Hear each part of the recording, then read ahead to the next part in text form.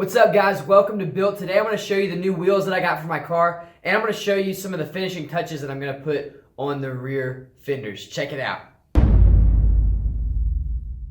Alright, so I'm actually going to do it a little bit backwards. I'm going to show you the fenders and stuff first, and then I'll finish by showing you the wheels that I got. They're really sick. I got the tires put on today, and I'm super stoked about it. So when you install over fenders on a car, you're always going to have a little bit of a gap. It may not be very big, but there's going to be a gap where the fender meets the body. You can leave it empty, and I guess that works alright, but to me, the best looking over fenders are the ones that have some gasket in between the fender and the body line. So to do that, I wanted to use some fender welt. This is fender welt. Now, this is used on like old Ford trucks and stuff to go between the fender and the body there, and you can see it's like a vinyl material, and then it's got a welt, W-E-L-T, on the end.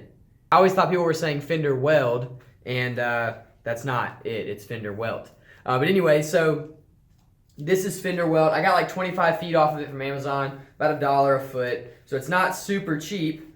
But what it does is it goes in between that gap and it fills that gap. It really helps if your fender doesn't fit perfectly because it kind of seals that up and makes it look like it does. And that's one of the reasons I wanted to get it as well. I decided I wanted to try to use this first before I went with some other options that I've thought about. So all I did is I took the fender off the car, flipped it over, laid it on a blanket so that it wouldn't get scratched up or anything, and started laying this fender welt out. I didn't know how well it was going to stretch and flex and make points and things like that. I used hot glue just to hold this in place. A lot of times you can just slide it in between the fender and the body and it'll stay there just from the pressure. But because my shape is so complex, I decided to glue it down so that it wouldn't move around and it would be easy for me to mount the fender. So at first I just tried to lay one bead of this stuff all the way around and it wouldn't make it around the point on the back of the fender. And so I decided at every point I would just cut a 45-degree angle. This works actually pretty well. If you can mate it up right, it looks pretty good and it comes to a really good point and it looks okay on the fender. So I went around and I just went ahead and did the rest of the fender. I left a gap where the gas door was because there just wasn't enough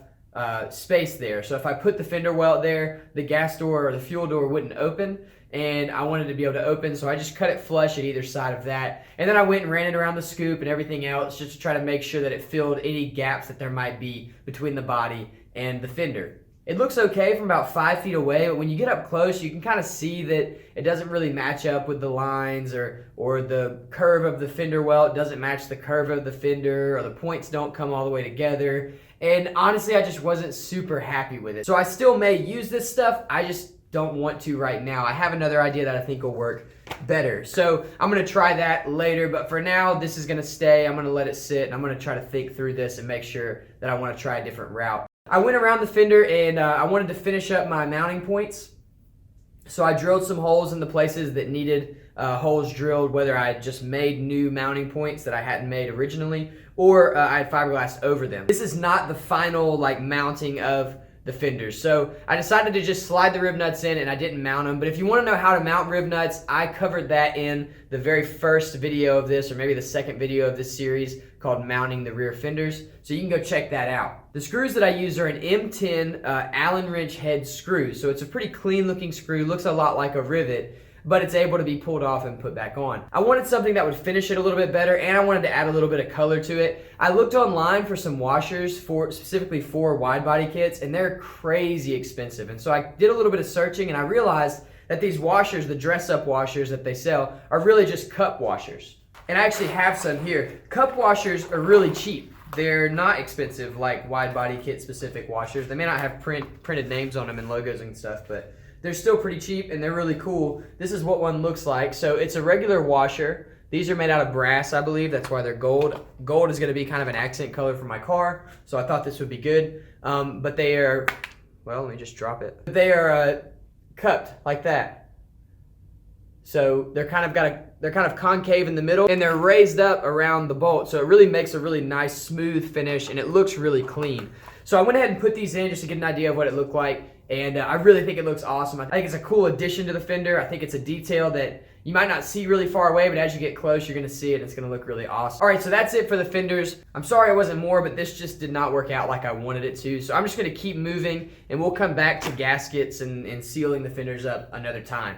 All right, so let's talk about the wheels. The wheels that I got, it's actually pretty funny. They're the same design as the last wheels that I had, the Inky RPF ones, maybe NK RPF ones. I don't know how to say it, but you can comment below and tell me how you say it. But they are the exact same design. And you might be wondering why I went with the same design. Well, it was really more about the offset and the width that I could get than anything else. So I went through tons and tons of wheels. I searched all over the internet. I didn't want to buy a 3-piece wheel just because I can't afford to in this point in my life, nor do I know that I ever will be able to afford to. Anyway, I wanted to go with a 1-piece wheel, and there aren't a lot of big, wide 1-piece wheels with low offsets. And so I started looking. I knew I wanted to go with an 18 because generally when you go wide, you have to go bigger with the wheel as well. And I know that this kit is made for 18-inch wheels, or it works well with 18-inch wheels. And so I decided I wanted to step it up a little bit in terms of height, and I also wanted to be a little bit wider. So the in-key wheels were 10 inches wide, and they had a 12mm offset, which is really wide. With the 2-inch spacer, they did pretty well. I could have put a wider tire on it and been fine. But what I decided to do, since I was going to bump up the size, I wanted to see if there was a wider wheel that I could get with a lower offset. So I found these. These are MST Suzukas, and they're 18-inch by 11-inch with a 10mm offset. I'm pretty sure that's what it is in the rear. And the fronts are 18 by 9.5 with a 12mm offset. So they're very wide, they're very low offset, especially for a cast wheel, and it's exactly what I needed. I didn't find any other wheels with as good of an offset for my car, and so that's what I went with. I found these locally, a guy was selling them, he had changed them out for something else, and it just worked out perfect for me. So for tires, I went with a 255/40 on the back, and on the front I did a 235/35. And what that did, I used a tire calculator. I actually posted a link to this calculator below. It's with discounttire.com, and it gave me two tires that, even though they're different widths, are about the same size. So I don't have a really big fat looking tire on the back and a skinny looking tire on the front, or vice versa. Both the sidewalls are about the same width, both the overall heights are about the same width, and it makes for a really balanced looking set of wheels. So I love them. I think they look awesome. Now, so the question I have now that I'm asking myself, and I'm kind of asking you, is do I use spacers or not? Now, I know there's a lot of people that don't want me to, and I get that, but I'm going to at some point in some way, shape, or form. The answer is how much. Really, I'm going to go as wide as I can go without rubbing the fenders. And right now on the front, it looks like I'm going to be rubbing. I've got the 1-inch spacer on the front, and the tire's sticking out a pretty good bit. And I think it looks awesome. I just don't know if it's going to work. So I'm going to have to kind of test that out. In the rear, I've got a 2-inch spacer, and I think I can make it work because the tire is sticking out pretty far, but the tire stretch is a little bit more extreme, and so I think it'll fit right up in there. But if not, my thoughts are I go with the 1-inch spacer in the back and a small spacer up front to push the front wheels out, and see how that goes. I don't know. I've got a few setups I could run to try to get it to fit perfectly, but I do want them to be as wide as I can possibly get them without ruining my fenders. And I think that'd be awesome. So what I did for this video, I want to show you guys kind of what I'm looking at, what I'm dealing with. On the left side of my car, on the driver's side, I have no spacers. So this is where the wheels sit without any spacers at all. It's what they look like. On the passenger side, on the right side of my car, I have spacers. So there's a 2-inch on the rear and a 1-inch on the front. That should give you a feel of what it looks like and how it feels. And just let me know in the comments what you think I should do. I'm going to play around with some different settings once I actually get the car back on all fours, and we're going to figure out something that works really, really well. I've had a few of you guys ask me if I'm going to make copies of this kit to sell. If there's enough interest, I will, and hopefully I'll be able to give you wheel specs that will work with it on top of that. All right, so I've been working on a lot of stuff kind of all at once. I'm building an upstairs in my house, and so I've been building a staircase and a floor and all that stuff in there. And then I'm also doing a lot of work on the MR2, and I'm also working on my wife's car. And I'm keeping up with all of this stuff on my Instagram. Well, not the staircase, but I'm keeping up with all my car stuff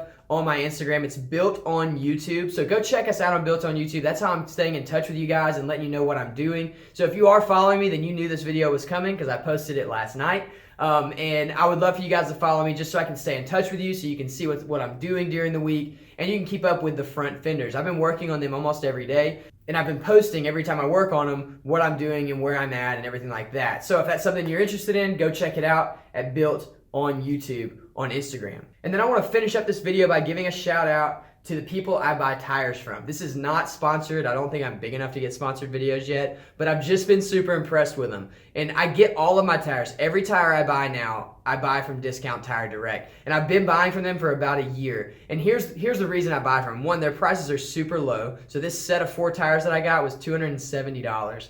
It's crazy. And I've got a friend that mounts tires, so that saves me a lot of money there. And I love them. I really do. It's a great business. They're super cheap. They're reliable. The shipping normally takes like a day. Like I ordered my front tires and they were here within a day. The rear tires took 5 days to get here, which was kind of weird for Discount Tire for me because I've always ordered and they've always come in a day or two. And so I called and I immediately got a human on the phone that told me where my tires were, when they would be here, and they got here on the 5th day. And it was awesome. It was a great experience, and it has been every single time. So listen, if you guys need tires, if you need cheap tires, and if you need tires that are going to be really good quality, and you need good customer service, which I can't understand why you would not need any of those things, check out Discount Tire Direct. I'm going to put a link in this video of their website, and I want you guys to go check it out and support that business just because they're a great business, not because they have given me money or anything. They haven't. Maybe one day. But they're just a great business, and I just want to support them. All right, guys, that is it. I've been doing a lot of work on the front fenders, so check out Instagram if you want to see it. But I will be posting about those soon, I hope. I'm going to try to do a wide body video every single week. That's the goal, so I at least give you an update on where I'm at with it. Also, I'm doing some videos that have kind of been in the vault. It's videos that I've filmed before, whether it's recent or a long time ago, that I just never edited for one reason or another. And I just decided I'm going to edit them and put them on YouTube so you guys can see them and enjoy them and watch them and all that awesome stuff. So I'm going to be trying to get a couple videos out each week, at least until I run out of vault videos. So I don't know, we'll see. Hey, but thank you guys for your support. Thank you for watching. Make sure you hit like if you like it. Make sure you subscribe if you're not subscribed yet, and I will see you soon. See ya.